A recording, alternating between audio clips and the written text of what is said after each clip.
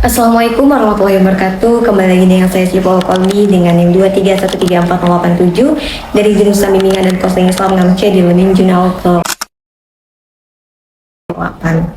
Pada pertemuan kemarin, kami membahas mengenai materi presentasi dan jenis-jenis pembicaraan dalam public speaking. Nah, di video ini saya akan mencoba mengulas kembali poin-poin yang sudah dibahas oleh dosen saya. Yang pertama itu saya akan bahas mulai dari konsep dasar berbicara terlebih dahulu. Ya, berbicara itu sebenarnya ada dua ranah. Yang pertama itu ada ranah privat seperti ngobrol dengan keluarga atau teman-teman dekat kita. Yang kedua itu ada ranah publik. Berbicara di depan banyak orang dengan latar belakang audiens yang berbeda-beda. Selanjutnya perbedaannya ada di jumlah orang yang mendengarkan, keberagaman audiens, dan tempat situasi acara. Walaupun terlihat sederhana, berbicara di ranah privat itu penting sekali karena bisa jadi awal mula kita latihan sebelum tampil di depan banyak orang. Baik, kita akan bahas mengenai prinsip komunikasi yang perlu diperhatikan dalam presentasi.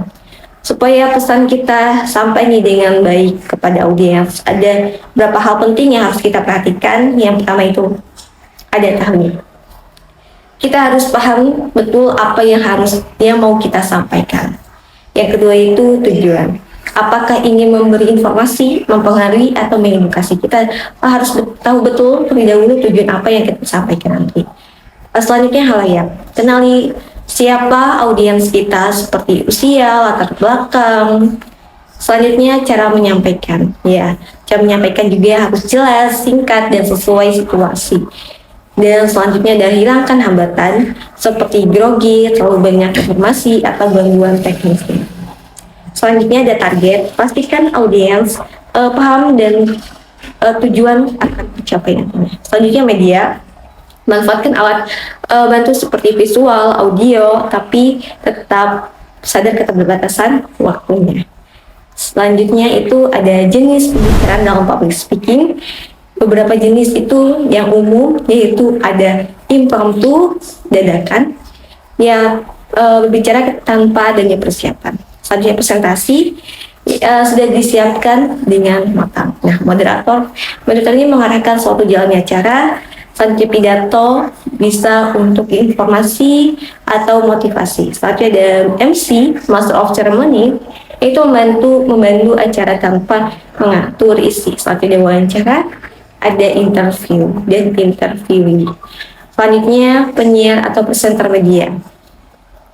Selanjutnya kita akan bahas mengenai fokus presentasi. Ya, presentasi itu termasuk pembicaraan yang terencana. Jadi yang pertama sudah ada waktu, tempat, dan audiensnya. Yang kedua, bisa pakai alat bantu seperti PowerPoint. Yang ketiga itu perlu persiapan yang matang. Ya, kunci sukses presentasi menurut Carlos Bonner Sirait itu ada research, materi, latihan, dan tetap tenang saat tampil di depan publik nanti. Selanjutnya, poin kelima itu ciri presentasi yang baik. Ya, yang pertama itu ada bersifat formal, terencana dengan jelas, ada alat bantu, dipandu moderator, ada sesi tanya jawab, dan memiliki tujuan yang jelas. Dan poin keenam, tujuan utama seseorang presenter. Yang pertama itu berhasil menyampaikan suatu materi. Yang kedua, mampu mempengaruhi atau memberi dampak kepada audiens. Selain itu, penting juga menjaga hubungan dengan audiens. Ya, seperti menghargai mereka, memberikan manfaat, menunjukkan niat baik. Dan yang ketujuh, ada metode presentasi yang bisa kita gunakan. Yang pertama itu ada gaya kuliah, simulasi, diskusi panel, tanya jawab, workshop, menggunakan media seperti PowerPoint atau video. Terakhir, kita akan bahas mengenai hambatan dalam public speaking. Salah satu yang penting adalah tidak siap. Ya, tidak adanya persiapan. Kedua itu rasa takut atau grogi, itu bisa memicu untuk terjadinya hambatan. Tapi perlu diingat teman-teman, rasa takut itu wajar. Yang penting adalah bagaimana kita bisa mengontrol diri dan tetap percaya diri saat tampil di banyak orang.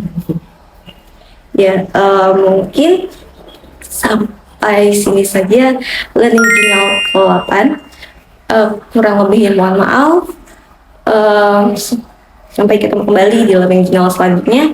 Wassalamualaikum warahmatullahi wabarakatuh.